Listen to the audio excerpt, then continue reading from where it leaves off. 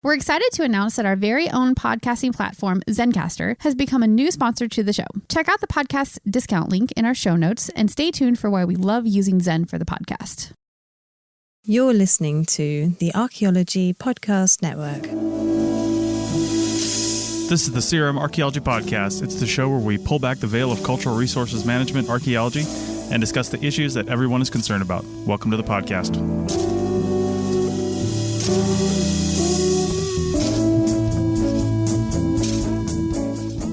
Hello and welcome to the CRM Archaeology Podcast, episode 199 for October 7th, 2020. I'm your host, Chris Webster, except on today's show, Doug leads the crew in a discussion about universities bidding on CRM projects. So sharpen that pencil for some low bids, because the CRM Archaeology Podcast starts right now.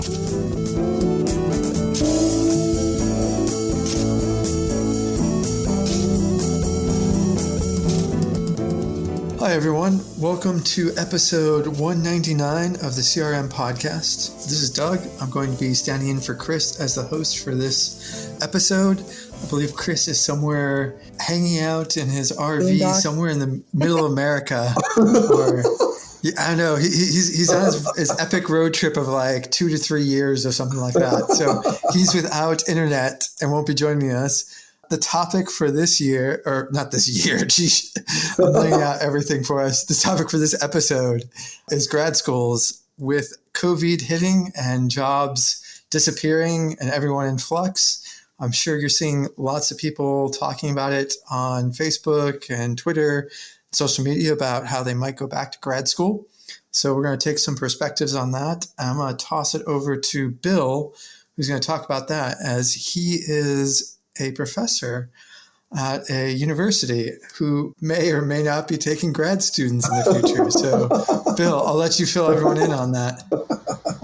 Well, thanks for clarifying that. I guess the people who are listening, I'm not taking graduate students. And it's not because I don't want to have graduate students, it's because I can't afford them. So we were mentioning before this started that, you know, as we're talking about grad school, I think I wanted to come clean at the beginning that the entire mechanism that many of us used to stay in CRM that was based on I'll get my bachelor's and then I will do some years of CRM and get some experience, and then I'll go back for my master's, or I'll even go on for my PhD, and like then after that I'll be in, you know, good shape and have a career ahead of me, right? Well, that plan is going to be much more complicated in 2020, right, when we're talking, because right now every state is facing, I don't know what it is. I mean, some states are probably facing total peril. Other states are facing budget deficits, but they'll be able to rise back, because right now in September, almost October of 2020, a lot of our industries and a lot of businesses in a lot of states have been shut down. So we've seen, you know, all kinds of different service sector businesses shut down, which means the states aren't taking any revenue through taxes or through tourism or through anything else. And so no state truly knows what their budget is going to be for 2021, because everything has been kind of masked by the additional payments that we got from the federal government and people, you know, partially having work and moratoriums on evictions and foreclosures and stuff. So everything's kind of just sitting in limbo right now. So what that means for state universities is that they don't know how much money they're going to end up having next year. And so many universities are choosing not to take graduate students. I just got an email a week or so ago that's saying that the University of Pennsylvania is deciding against taking graduate students. Cal, where I work, the University of California, Berkeley, we are pretty close to saying that we're not going to take any graduate students, but nothing is ever firm at the University of California until like the nth hour. So we're not even close to like 2 seconds before midnight. So we don't actually, in fact, know what's really going on, but we're looking at the outlook for the department and for the university. And the university has a big deficit. The state is probably not going to cover the amount of money that we owe. And without having students, you know, on campus doing all the things that they do. I mean, I'm going to say it, without having live sports and all the millions of dollars in contracts that come from that TV money, and without having all the other things that in the time of quotation normal existed, the university doesn't really have a lot of options. And so one of the things that they're trying to do to keep departments solvent is slow down on the admission of graduate students, or even kind of delay it. So where we're at right now, the university has not taken away the money for graduate students. So any grad student who is enrolled is actually going to be totally fine. They will get all the support that they were ever, promised, and all the support that, they'll need to finish their degree. Cal likes to support its PhD students. And so they do get jobs in fellowships and TA positions and other positions working in labs. All of that is still going to stay going forward. But the question is, what's going to happen next year? So we don't know what's going to happen next year. And the department has to cut thousands and thousands of dollars. We're not talking like some money. We're talking way over six figures every year for the foreseeable future. And there's not a source for that to happen. We're not going to take money away from graduate students. So one thing that we can do is try to shuffle the deck around. People like me constantly writing for more grants so that we can get contracts and other forms of money to go into the department. That might be able to shore up a big chunk of it. But one of the things we're doing is just kind of pausing on accepting graduate applications. So we haven't said we're not going to take grad students. We have the ability to take graduate students right now, but without anyone knowing what this means for the future, we're debating on whether we should take them.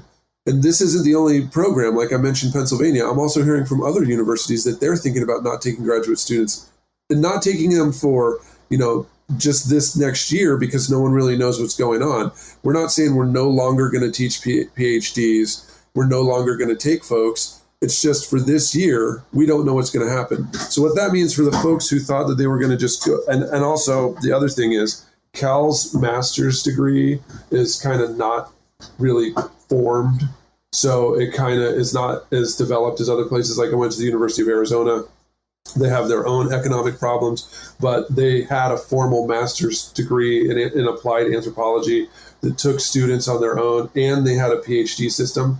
Cal doesn't really have that in anthropology, so we can't really rely on having a bunch of people come in as master students. But I can see how other schools that will remain unmentioned would definitely capitalize on the fact that so many students would want to go back for a master's or would want to go for a PhD, and they would take even more students, more than they could possibly mentor, more than they have for a TA position, more than they have for grants, because they need the revenue for more students. So what this means for folks who are doing cultural resources that are thinking about going back to school for a graduate degree is, if you're going for a master's, my recommendations always have been find a quality accredited university that's a terminal master's program, because all of the money that is going for all their graduate students is going to go straight to the master students. All those TA positions, all those fellowships and stuff go for the master students. And be wary of those ones that have a PhD, because they may actually open up the door for more master students because they'll pay graduate level tuition to fill that gap with less responsibility. I would also say pay attention to what the financial situation is of the place where you're applying, to make sure that they're actually going to continue to support students. Because once again, some organizations, some universities may accept graduate students like nothing is going wrong and everything is totally fine, only to find out that their state slashed all the budget for every single university, and now they don't have any support, and you've got to go take student loans to get through your PhD. So you want to watch out for that. How solvent is the institution? Because not all institutions are going to be in the same economic shape. And then the other thing, that folks might want to think about is, why are you going back for graduate school? Is it just so that you can stay in cultural resources? Could you possibly just weather this out for a year or two in cultural resources until, things shape up, and then you'll look and see which departments are completely gone and which universities are still fine? Can you just hang on and check out what's going on for another year, just long enough for you to see what's going on? But then the final thing is, what's the deal they're going to give you? If you're going to get a sweet deal and it looks like, you're getting great support, and, you have funding from a professor. It was my case at Arizona. I had a professor who had several huge contracts with the National Park Service that covered my fees and tuition. If you're going to get into a situation like that, where you're basically a research scholar that's working for someone who has big contracts, you might not actually, in fact, be impacted at all by, less money for graduate students because you're working on a contract. So, if that's the deal, then maybe you might want to go ahead and accept it, because those don't come on very often. And, that grant money could have been earned before the economic debacle that's going on. So just, this is my word of caution to folks, to be a lot more introspective and pay a lot of attention to where you're applying and what the deal they're actually offering you is. And then think deeply to yourself about if this is the year you want to go back for a PhD, because 2021 is going to be a completely different year. We'll all know how the chips fell, and everybody will be able to look around and see which programs are around. You'll also have a better idea what's going on in CRM. And, that might be the year to act. It's a lot to unpack there, Bill. And I think Heather has raised her hand and has a lot of comments on that. Yeah. Pass over to you, Heather. Well, I'm kind of like a silver lining kind of person. I do see, absolutely, and I appreciate Bill's perspective on this and providing, prospective students kind of a blueprint of making the right decision. I think this actually is putting a focus on something that most of us have been saying for a while, and that is, more conscious about the programs that you pick and what it is that you want to do after post-graduate school. And, there's been, just like Bill was saying, is that, many of we'll just say for instance, the UC schools, that's what I'm most familiar with. So I'll use that as an example, but I'm sure across the country it's similar, that there are certain schools that are, very PhD heavy. There is no terminal MA program.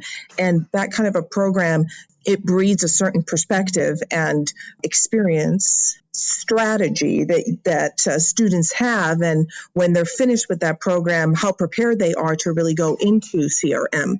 There are programs where it's a terminal master's program, and it's very focused on public archaeology and CRM and regulatory understanding. And those MA students are actually much more prepared to go into the CRM field than a PhD student would be, who has come from more of an academic background. They're certainly going to present themselves well and be very impressive on paper, and they're actually going to be excellent analysts. Usually, that obviously there is a role for that in CRM.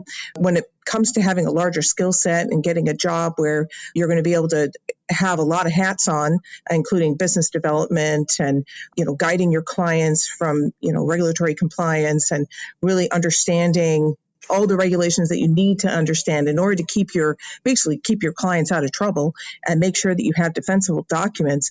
Those things are not being taught in many of these PhD programs at all.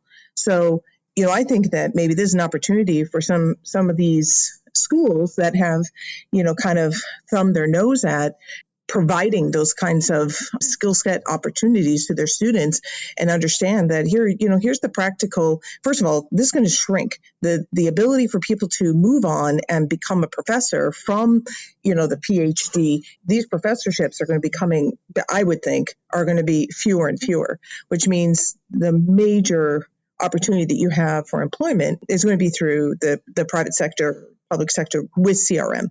So, I think that there needs to be a revamping of the education system when it comes to anthropology. And there's very specific to me as an employer, when I'm having people come and, we put out an ad for senior or mid-level archaeologist, and we have people straight out of college, straight out of a graduate program that are applying. And when they come and, I call them on the phone just out of courtesy, they're absolutely shocked that they can't just walk into CRM with a into a mid-level senior archaeology position with straight out of grad school with absolutely no knowledge whatsoever. They have no regulatory understanding. They don't know how to put a true research design from a CRM perspective together. They don't know how to manage projects, large and small scale projects, just the organization of it, the business sense of it. They just don't have that skill set. And so I think, hopefully this will kind of put a fire under the butts of the universities and colleges to actually start providing degrees that are sustainable and that are actually practical and are going to get these people jobs without having to sit as a tech when they just got a graduate degree, and they're still a tech. They're still an entry level because they don't have the skill set that's necessary. So I can talk more on that, but I'm hoping that this is an opportunity for the education system to revamp itself and to be a little bit more practical. Along those lines, it's interesting that you brought up, Bill, that a lot of universities are now looking at their program and thinking, gee, a lot of uncertainty and stuff. And I think it's just a shame that it's come to be a pandemic that has caused that to happen. Because in reality, we're definitely producing more archaeologists with graduate degrees than there probably are jobs to fill. So at least at the professorship. So if you're getting a PhD, so you can hope to go teach at a university. There was that paper that came out a couple of years ago. The numbers, I mean, not 100%, but it's only going to be off by 1 or 2%. It's only about 20% of people that have a PhD end up actually being able to teach at a university. And that's a really low number. So that's, 80% of them have to go on to a career somewhere else in CRM. Last time I checked the numbers, we were graduating several hundred masters per year. So, you're looking at 100 PhDs, 300 to 400 master students coming out. As Heather says, a lot of them don't actually have much practical experience. So we're putting out, maybe 400-500 people with postgraduate degrees. And do we actually have enough jobs in CRM or elsewhere in archaeology to take them on? I'm not sure if we actually can handle that. I kind of would wish that we'd think about this at a much bigger level than at somewhat, this is turning into, was it prisoner's dilemma and stuff? And that, if one university program doesn't take them, another one will, and then you have them anyways. But it would be great if the sector could have a sort of conversation about what is a sustainable level of people to be producing PhDs and masters with, and where are the jobs? So like the one thing that I hope everyone listening to this understands is that the university system is a business just like everything else. And so that's why a lot of times when we look and say, man, they're overproducing too many PhDs or they're creating too many people, then there's jobs. Well, the thing is to get individuals to pay for tuition so that they can produce people who have educations. Like the university is set up so that they can basically sell education and degrees, right? So what we're hoping is that they would do it sustainably. But if you look at everything in our world, like when is the last time you've ever seen anything in the United States get done sustainably, right? The reason why California is on fire is because we didn't really manage our forests so they would be sustained for thousands of years. And I mean, I could go on for a long time about that. But also another point about that, right now, it seems like maybe universities in the midst of the pandemic would be thinking about their curriculum and the way that they're training students. But actually that's happening at the pace, like we're watching ice sheets melt faster than departments actually think about real world situations, right? So the entire university system got co-opted, especially in state universities, by this business model where they put a bunch of CEOs and stuff in charge so that they could make these things viable businesses. I am a complete product of that. I went to Boise State, which is probably one of the biggest university business that you possibly could. And when I finished, I didn't even know CRM existed, and I dropped 4.5 years worth of tuition into that place. And none of my professors, even the ones who had done CRM, even mentioned it one time in class, right? So we've got students who are trying to go through this system, and we've also got probably, sadly, unfortunately, I would have to say, tons more institutions that are going to go into the adjunct mode where they're just going to hire 1-year contract, 2-year contract PhD folks to teach these courses that could get no benefits, and basically, their entire departments will just become adjunct departments, and they'll say that it's because of the economics, right? Meanwhile, they'll continue trying to produce as many PhDs as they could, whether that means them actually learning anything that's functional in, archaeology or not. So, like, you have to rely on folks who have actually done CRM that somehow magically become professors like me, or people who are professors that end up doing a bunch of contracts that are basically CRM, like the folks that I worked for at the University of Arizona, or places like the state of Arizona where the symbiosis between CRM and universities is so tight that many people, especially in archaeology, are actually going through community college programs, and field schools are being taught by CRM folks so that people do learn those skills, right? But What are we going to do for those super traditional places, right? Super traditional top tier schools that focus purely on theory, and how much theorization you can do is the level of quality and impact of your dissertation, right? Those are the institutions that's going to be really, really, really difficult to change to make them teach something besides whatever it takes to get a high prestige individual so that they can get them to graduate and pay tuition and bring in more recruits. Thanks, Bill. All right, guys, we're going to go to a quick break, and then when we come back, we'll continue this conversation. Chris Webster here for the Archaeology Podcast Network. We strive for high-quality interviews and content so you can find information on any topic in archaeology from around the world. One way we do that is by recording interviews with our hosts and guests located in many parts of the world all at once. We do that through the use of Zencastr. That's Zencastr. Zencastr allows us to record high-quality audio with no stress on the guest. Just send them a link to click on, and that's it. Zencastr does the rest. They even do automatic transcriptions. Check out the link in the show notes for 30% off your first 3 months, or go to zencastr.com and use the code CRMARC. Looking to expand your knowledge of X-rays and imaging in the archaeology field? Then check out An Introduction to Paleoradiography, a short online course offering professional training for archaeologists and affiliated disciplines. Created by archaeologist, radiographer, and lecturer James Elliott, the content of this course is based upon his research and teaching experience in higher education. It is approved by the Chartered Institute for Archaeologists as 4 hours of training. That's in the UK, for those of you that don't know. So don't miss out on this exciting opportunity for professional and personal development. For more information on pricing and course structure, visit paleoimaging.com. That's PALEO imaging.com, and look for the link in the show notes to this episode.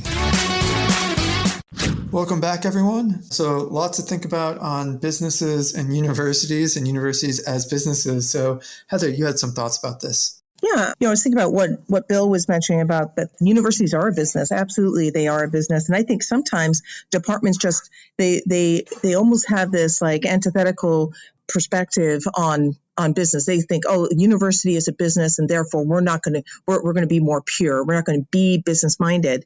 But I think part of the savior of some of these university programs can be looking at it from a department perspective, and looking at the business of what can they do to generate money and to support their students, rather than, especially a lot of these state, at least California state schools, they don't have the grants that you get at the UC schools or one schools. Typically, sometimes they do.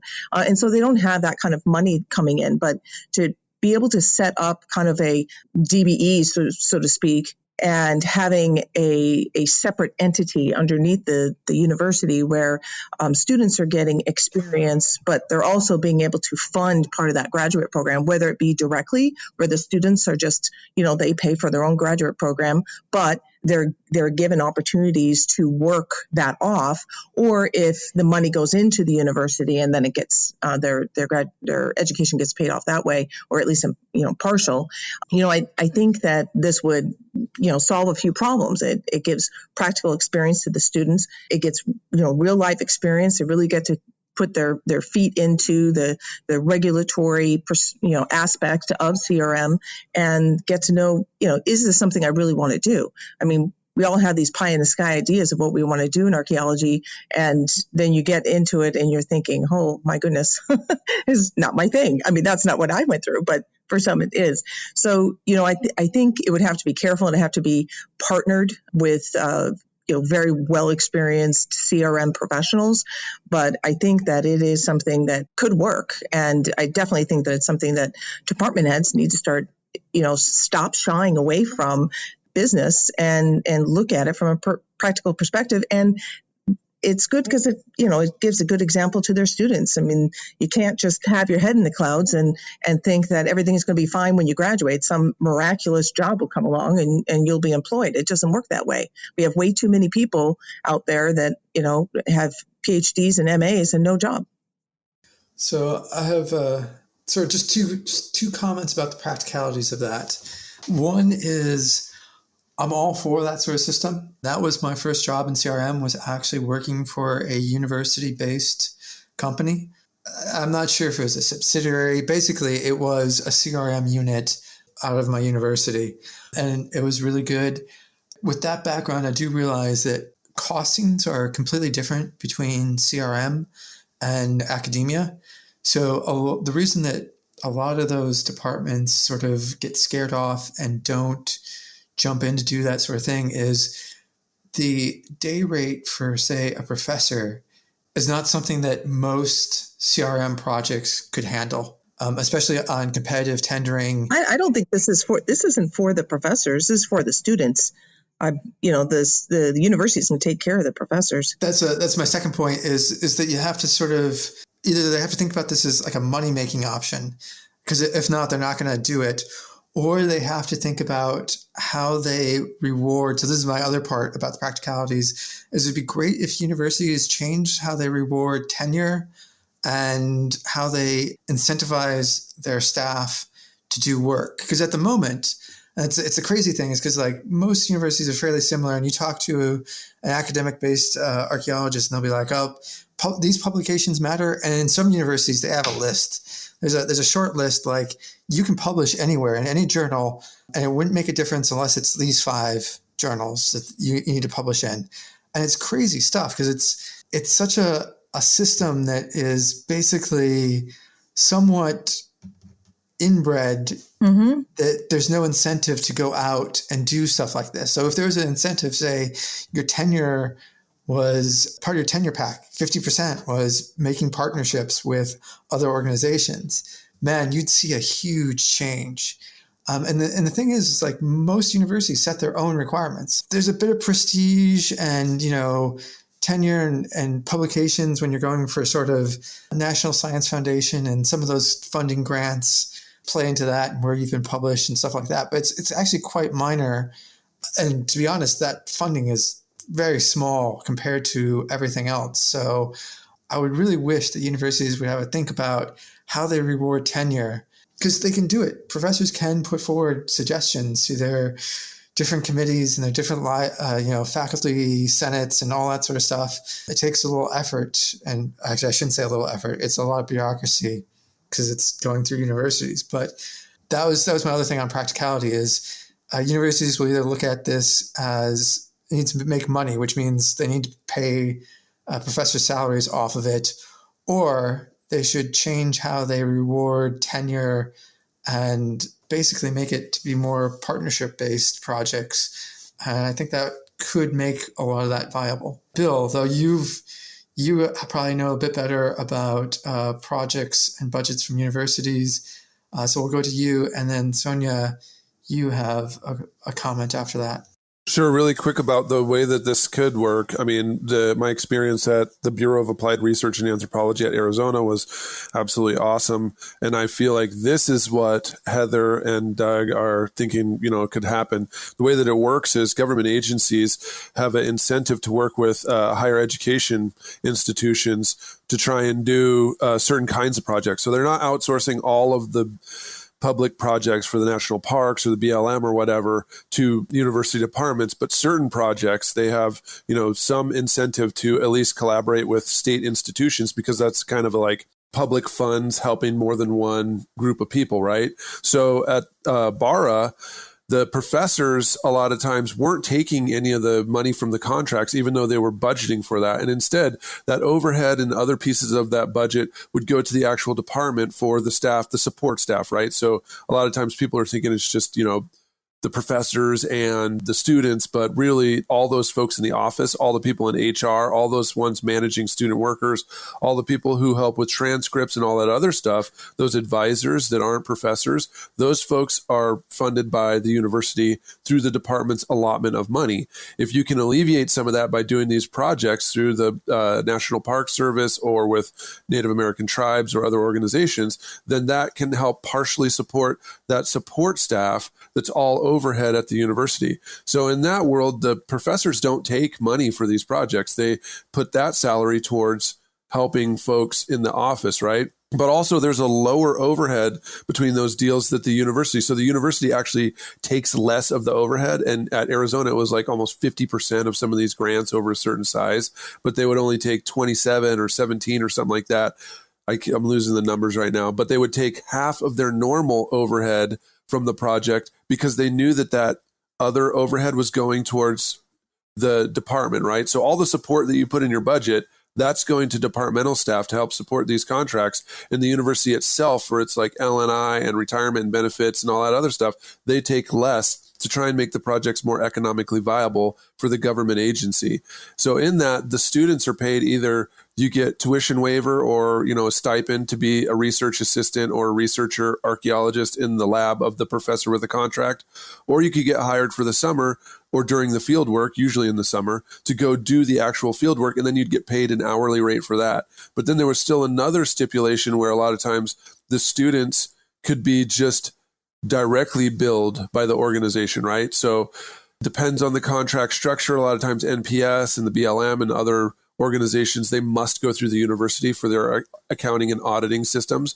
But for other things like individual tribes, a lot of times the money was coming from states or the BIA or something like that.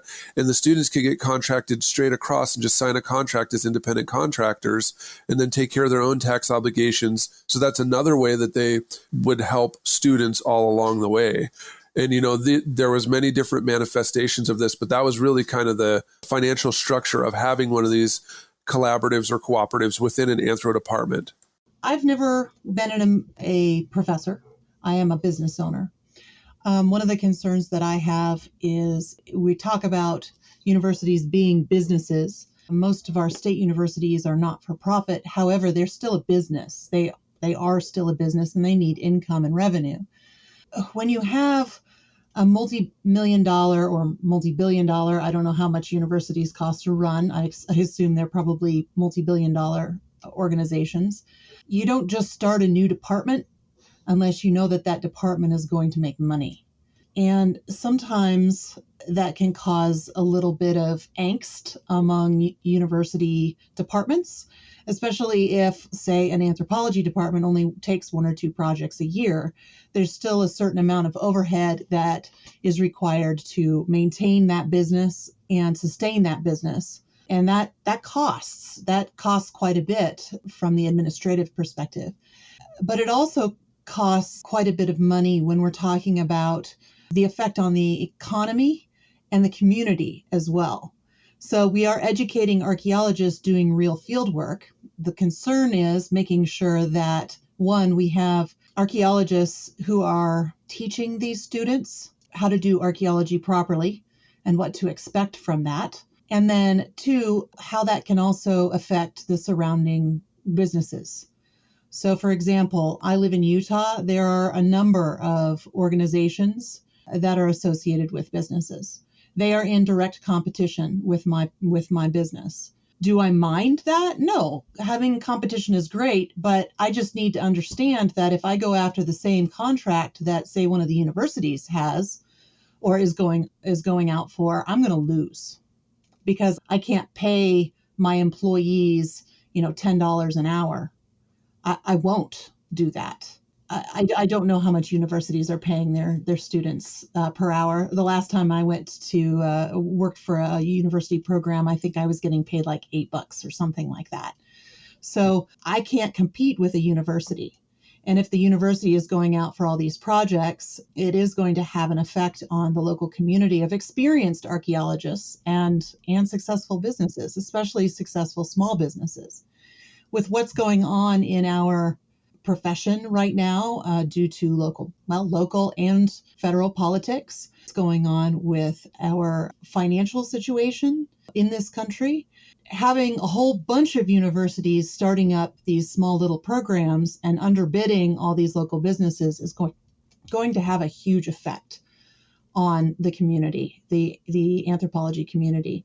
Additionally, it's teaching these students that low pay is acceptable, which is obviously a big issue and one that this podcast has talked about many times. And it's also doesn't teach them how companies bid and how companies win or lose. It's teaching them practical experience, but it's not teaching them about how businesses operate. I mean, how many of these students are going to get the opportunity to write the reports? Some of them may, but many times the professors write those. If we start these programs at universities that are in direct competition with other for-profit companies, actual companies out in the world, in the community, are we teaching the students the right things? So that's going to be a big problem for me. I totally agree with you, Sonia. And I think for me, the ideal vision that I have would be that this would be in concert with companies like yourself, where you would be hiring or be using this workforce from the universities. The last thing I want are professors writing reports on phase ones. Aside from Bill, I can't think, there are very few. Are you sure about that even? Well, I don't know. I'm giving you the benefit of the doubt. You keep saying you work CRM, so I'm gonna believe you on face value. But that's the last entity I want writing these reports. And, on top of that, they have this ideal and this pie in the sky idea of what, the recommendations and mitigation measures should be moving forward, which are absolutely, some of them, I've seen reports from university, kind of put their foot into the public sector of, these types of, even outside of BLM or, National Park Service. I think that kind of experience is good, but it's still not the same for, it's still not going to build the same skill set that is needed in the CRM workforce. So I'm thinking developers. I mean, there's a lot of money that's being flooded into, tax breaks on certain types of businesses. We're seeing a ton of energy, a ton of money being put into the energy sector. I don't know about you, Sonia, and it sounds like you are, because you haven't been on the podcast as much as we would love. You're busy. I'm busy. I am like up to my eyeballs. We are so busy in this field right now. Now, might it wane off? It may, but right now, these programs have to strike while the iron's hot, and they have no business writing reports or doing anything. I'm talking about providing a workforce of boots on the ground, shovels shovels to dirt, and serving that aspect of the business, where somebody like yourself, a longtime professional, seasoned, experienced professional, can manage that. Now, does that kind of leave some of the techs that we have in our profession kind of out to dry? I don't think so. I think we have enough work out there right now. I can tell you, I'm always struggling to find people to work, and I think what it would do, I think it would shift the population of the techs that already have degrees, and it would shift them into having, jobs that are more full-time. So you'd have some jobs that would kind of get filtered to the universities for the workforce, large surveys and data recovery and that sort of stuff, just actually doing the hands-on work. And then you would have these other jobs that would end up being more. We could employ techs that already have degrees and already experienced, and they could get these full-time positions instead of, hopping around and back and forth. I don't think that it should squeeze out a company like yours at all, because I think there's still that need that will never be met by the universities. Just never will.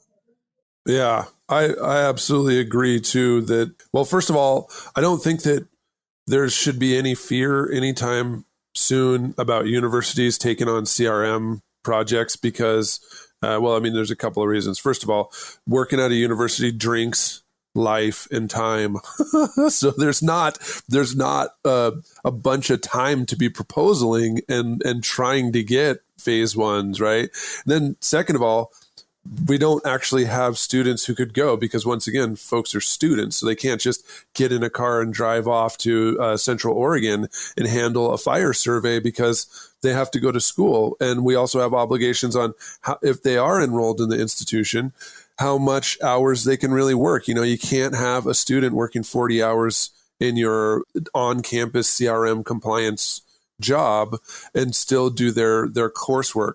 And then the other thing is, no matter how many class ones you do, no matter how many amazing data recoveries or whatever, the university system does not value technical reports. Those things are just, they're, I don't know, you put them on your CV because, you do what you're supposed to for the end of your field work or your technical report, you're responsible, ethical archaeologist. That stuff does not actually, in fact, get the eye of anyone at the university. So folks who are just aiming for tenure and aren't really interested in providing opportunities to students, they don't really need to go out and do technical reports or any kind of phase one or even huge data recoveries. That they don't get any acknowledgement from the university. So that's going to be another disincentive.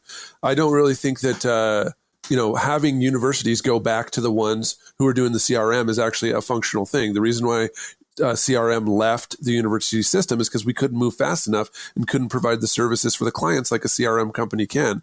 What I do think the future is developing more cooperative agreements, especially in the era of COVID, with students who are looking for work, CRM companies that need folks to manage things. A lot of this is going online. A lot of it's in the cloud. We could have folks who remotely under supervision are doing things like building tables, doing quality control analysis on data uploads and database management, not actually writing the report, but learning about artifacts, making sure the photos are coming in from the proper tablet, like doing that kind of stuff. That's the kind of stuff that a student that is at a university could do. They could log in and do that kind of work for the company, and they're only working a few hours a week. But in the meantime, they're getting connection with CRM folks and they're learning why folks are doing archaeology, why things are happening. And they're not taking money or time away from a field tech who's actually out there doing the survey, finding the sites and recording the stuff. I do really feel like that kind of public-private collaboration, especially virtually, is almost more valuable than a field school these days. You may have heard my pitch for membership. It's a great idea and really helps out. However, you can also support us by picking up a fun t-shirt, sticker, or something from a large selection of items from our TeePublic store. Head over to arcpodnet.com/shop for a link. That's arcpodnet.com/shop to pick up some fun swag and support the show. America. We are endowed by our Creator with certain unalienable rights: life, liberty, and the pursuit of happiness. By honoring your sacred vocation of business, you impact your family, your friends, and your community. At Grand Canyon University, our MBA degree program is 100% online, with emphases in business analytics and finance to help you reach your goals. Find your purpose at GCU. Private, Christian, affordable. Visit gcu.edu. So coming back from the break, I have a couple of comments, and it's coming back from my personal experience and how these sort of CRM university partnerships could work. So I've seen it both on both ends of the spectrum of one, it could be super expensive. So when I worked for a CRM company out of a university, we had not quite university overheads, but we had university costs. So HR had to go through the university. The vehicles we had to send to the university's shop. So there was those expenses. And that actually made the organization I worked for one of, if not the most expensive in the state. They did excellent work, but because it was universities and you had to basically use their internal infrastructure, it was more expensive than what normal CRM companies would run into. I mean, not so expensive that basically it would kill off I think they're an auxiliary company. So it may have been a registered company that was owned by the university, and they still had to, bid for contracts and stuff like that. So it wasn't too much higher it wasn't like, having to charge out people $5,000 a day or something like that, but it was a lot more expensive. But the flip side of that is I've seen this in both universities and then also government agencies as well. So there was a fairly big issue here in Scotland when the modern CRM came into force. So there was basically 1994. Sorry, guys, I'll give you a bit of background here. 1994, basically, Historic Scotland, which was the main government body, still is, it's a different name now, Historic Environment Scotland, had their own unit. And basically, they drove everyone out. It was a one stop. They owned archaeology, CRM archaeology in Scotland, because no one could compete on their prices because essentially they were subsidized. And so eventually what happened is they were spun out into their own company, and that allowed other companies to compete. And so then you got what is basically CRM in Scotland that looks pretty similar to what you have in the States and Canada, bunch of different companies. Some are nonprofits, some are for-profit companies, some are employee-owned companies. The whole range, self-employed people. It basically built the ecosystem that you see now. But it only happened because essentially, I don't know the exact details, but essentially they got rid of the one organization. They spun it out. So it's its own organization now as a private company. But before that, no one could really compete. And it's always been a huge issue in the UK. So there's a mixture of companies that are basically local government. So it'd be like the equivalent of like your county having its own archaeology unit. And sometimes it works, but sometimes, it's much more expensive and it's the county that subsidizes them. And sometimes it's an unfair advantage where they can basically it's not the case really much anymore, but it was a big problem a while back where they could basically be subsidized by the government and could put in bids that no one else could compete with because people had overheads. And basically the overheads would be covered in sort of a general budget hidden elsewhere. And they could do ridiculously small, they could charge an amount that was pretty close to criminal. And they'd of course get it because it's lowest bid wins.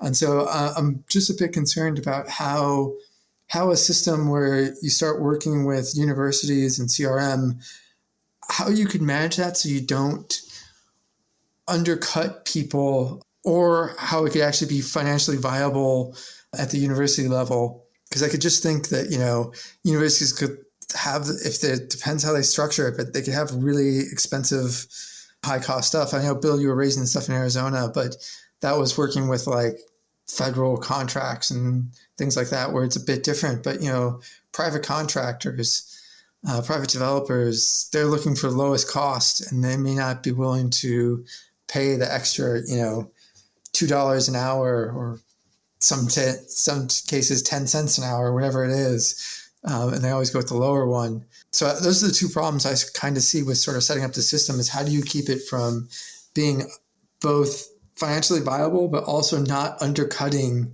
everyone that exists currently? Obviously, my perspective is going to be a little bit different than Sonia's, and I certainly wouldn't assume where her standing is. But I'm going to come from a perspective of working for an environmental firm. Sonia, is obviously a private business owner and a DBE. And yes, there are always going to be, it's usually the unsavvy client. It's usually the client that doesn't understand that you get what you paid for.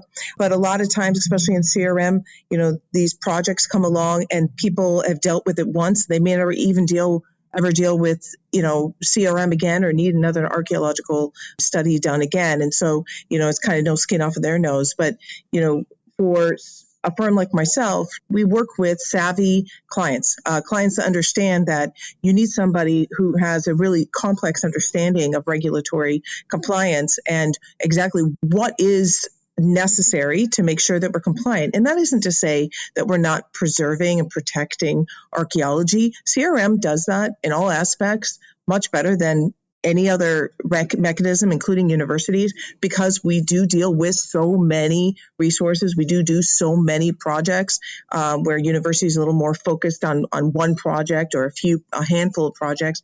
And so my selling point with clients is, definitely it's more than you get what you pay for. But, when you have somebody who doesn't have the complex understanding of regulations, in the long run, you're going to end up creating work. They're going to create work for themselves, whether they do it in a strategic way or they do it just because they don't understand certain regulations in California CEQA or NEPA. They don't understand what is required. And it's, for me, any of these, like I said before the break, these kind of programs and where the universities could come in would be, providing a workforce for companies like Sonia or myself, that I can't make sure that I have, 50 people on hand at any one time.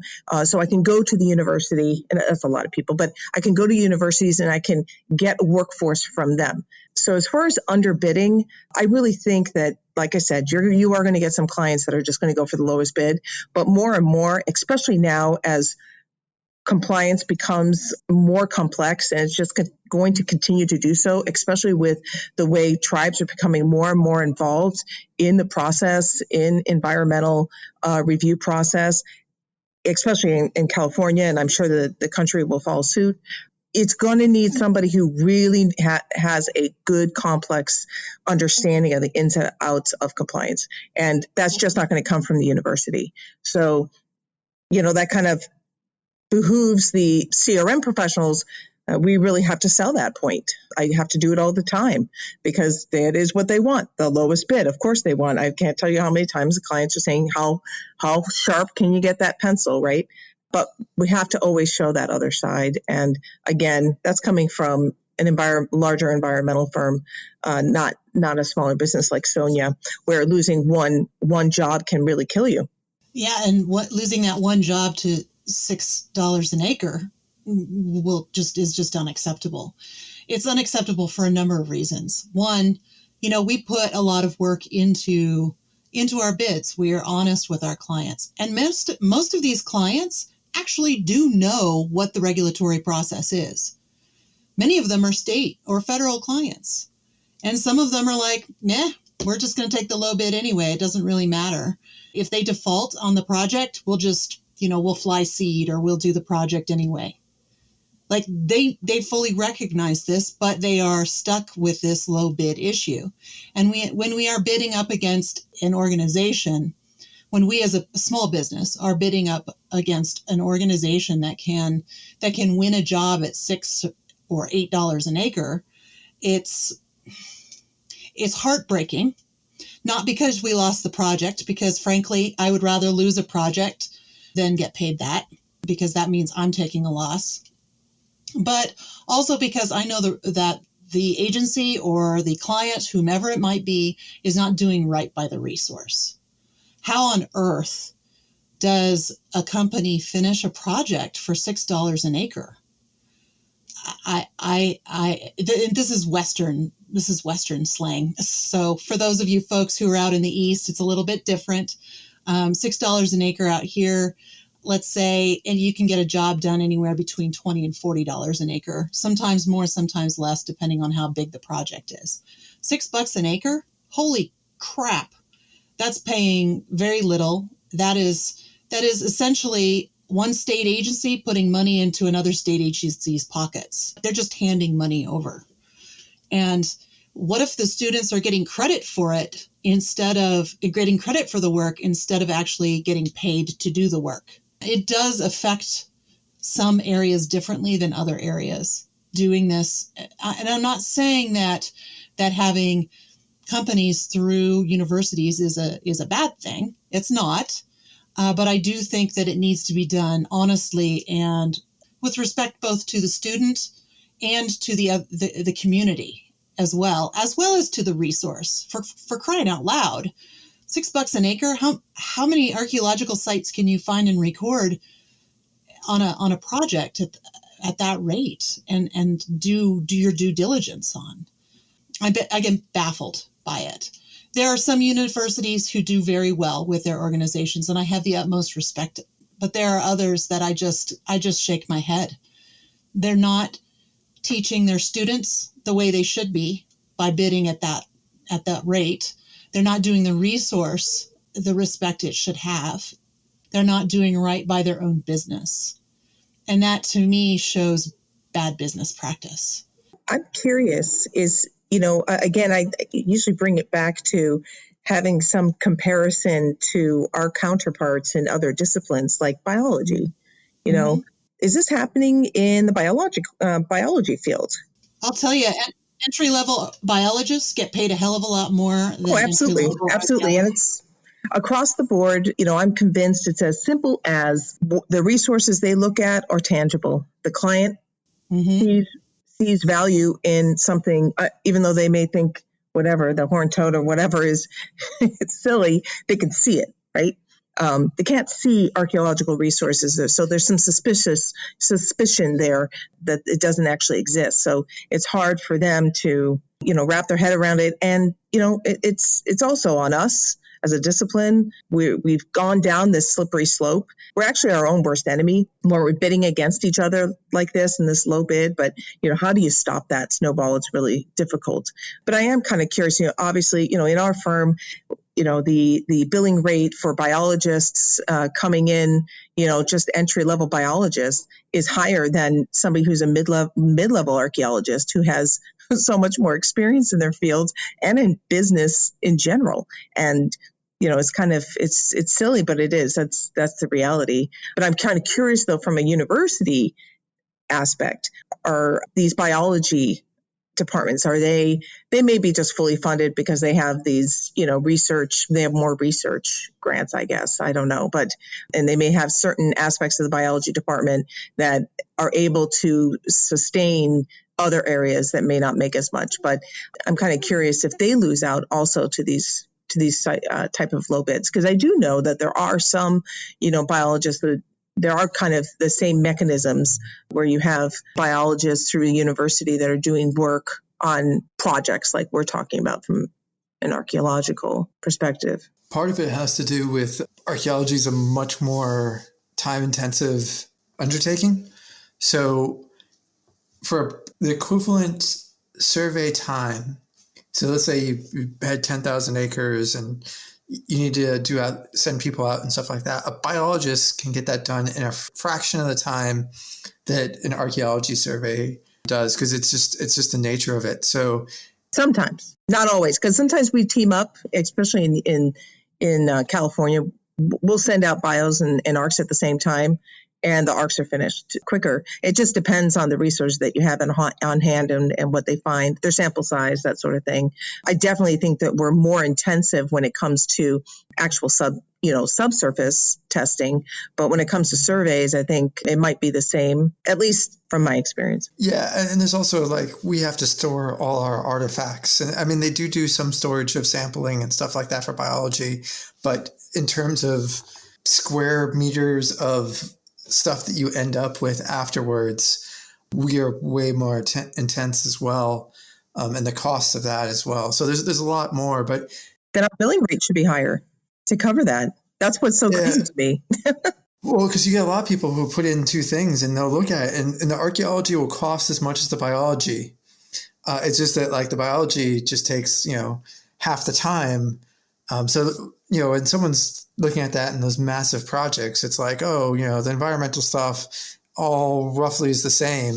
It's just that we've taken twice the time to do it, which means we've cut our wages in half. Yeah. I mean, it's a bit rough to do that, but they're just a different, that's apples and oranges almost, even though we're both in the same legal framework usually. I mean, archaeology tends to sometimes have more local extra heritage laws that kick in occasionally, but from a business perspective, I'm just looking at it because a lot of times, especially in firms, not in a smaller firm, but in an environmental firm, you have everybody under one roof, and you have biology and cultural. So the reason I'm comparing the two is because there are some comparisons, and I was just wondering if universities, I don't know if Bill knows, but are universities using that opportunity to underbid private firms? Well, yeah, I mean, my comments before come from my position at a privileged R1 school like Berkeley, where folks do get tons of time to write articles, and they value those articles. And so I think right now Cal's coming into now it's realizing that it's a state university rather than a private school. And so I do see where there's some soul searching about, do we go get these contracts? I mean, it definitely has not gotten to the point where we're bidding $6 an acre and $8 an acre surveys in the state of California, which would destroy local CRM industries, right? But I think that more schools are trying to figure out what they're going to do. I don't know. I mean, I don't understand how, like everyone else on this show, mathematically they're able to cover their expenses. I mean, even coming from a university, you're still taking a loss if you're going at those rates. I mean, I don't really see mathematically how you would be even covering your own overhead. Like Doug was saying, we cost more than most other organizations, so it's only certain projects we could ever even work on. But to go back to your question, I don't think most universities are going through this. I think that it's the ones that are with their back totally against the wall that are just scrambling to try to find some kind of way to keep some semblance of anthropology going on at their school. I mean, if you've cut back all the budget to the point where there's not even enough money for, any kind of support staff, and every single professor or, lecturer in your department is an adjunct except for the last couple remaining tenured folks, and they're just waiting out the clock to tell these folks retire, giving them sweeter and sweeter incentives to try and buy them out so that they can adjunct. I can definitely see how, if you were in that situation, you would try to do whatever it took. And even if it's just getting contracts that show dollar signs going in, that might be enough to keep the university from cutting your whole department, because we are at the point where entire departments are going down, art history, other humanities. They're just chopping them right off because they can't connect to huge donors, the same way as business schools or law schools can. And, you could easily just, now we're starting to see, go online and get your art history class. You can get, intro to drama online through God knows where, and just give it the credits for that university. So we're in a really kind of tragic and precarious time. And I really do hope that some of these schools that, are on the ropes don't just go into this, Faustian bargain here. Yeah, I think from a business, again, we started this conversation off saying that that universities are a business, and that's true, but it's not like, supply and demand. It is supply and demand. That's how they're treating it. But I do think that departments and universities need to start thinking about the fact that they are starting to produce degrees that they mean less and less and less now. And students or prospective students can't just walk in blindly and say, oh, there's a degree. That sounds like fun. I'm going to do that. They really have to look and see, is this a business? Is this a degree that's actually going to get me a job? And just because the universities are offering it, just like you said in the beginning, Bill, just because they're offering these degrees does not mean that it's a good idea to go and get one. And I really think, I don't think the universities are going to stop cranking out degrees or not, because it's just business. People come to them, they want it. Their job is done. They're getting their money, right? But in the end, we have these useless degrees because the market is saturated. We just don't have enough jobs. And it's, if we just keep going down this route, an archaeology degree is going to be like communications degree. It is just it's not going to mean anything anymore. And I think I would like to see departments be a little bit more responsible, instead of how many times do we all hear when we were in school where our, professors were telling us, oh, you'll never get a job in anthropology. You'll never get a job in archaeology. Well, then why are you teaching me? I got that job. I'm glad. But I know a lot of people, I would say probably 3/4 of the people that I went to grad school with, at least, are not working in archaeology at this point. At least. That was conservative. Yeah, I think there's maybe, out of my whole program, and I'm talking about the people in the class ahead of me and the people in the class behind me, I think maybe 3 of us are still in archaeology. Maybe. There could be a few more that I don't know of, but it's crazy. And on that happy note, we're out of time. So there's Sonia being positive all the time now. yeah. I mean, we ended a real high right there, guys. Well, I mean, if we do diversify and we start teaching these other business skills or any kind of skill that's applicable in the world, then we end up in a situation where our students are skilled people that they can apply themselves and they can actually operate in other industries besides just academia or just archaeology. So and then it gets relegated to the same as a communication skill or communications degree, which is fine. That's fine. It's a degree. Well, I think we've highlighted our experiences, which is not necessarily always the best, but this has mainly been a discussion about how we can make everything better. Just us sort of going back and forth on the practicalities of that. So I think hopefully people start thinking about this and how to make the system through and through a better thing. So hopefully we can end on that positive note. Yeah, positive notes. You guys have missed me. Come on, admit it. We have. All right, I won't force you to say anything else.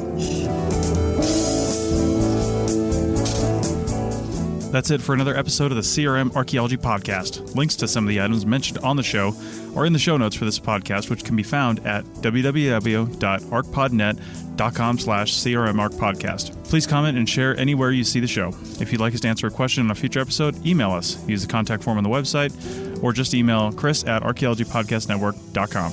Support the show and the network at arcpodnet.com/members. Get some swag and extra content while you're there. Send us show suggestions and interview suggestions.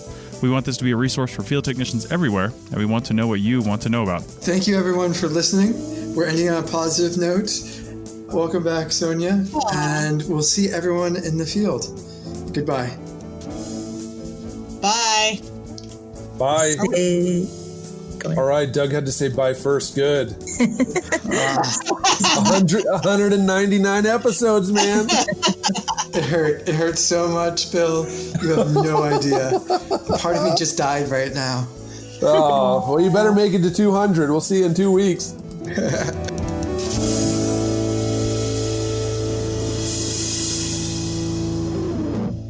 This show is produced and recorded by the Archaeology Podcast Network, Chris Webster and Tristan Boyle, in Reno, Nevada, at the Reno Collective. This has been a presentation of the Archaeology Podcast Network. Visit us on the web for show notes and other podcasts at www.arcpodnet.com. Contact us at chris@archaeologypodcastnetwork.com. Thanks again for listening to this episode and for supporting the Archaeology Podcast Network. If you want these shows to keep going, consider becoming a member for just $7.99 a month. That's cheaper than a venti quad eggnog latte. Go to arcpodnet.com/members for more info.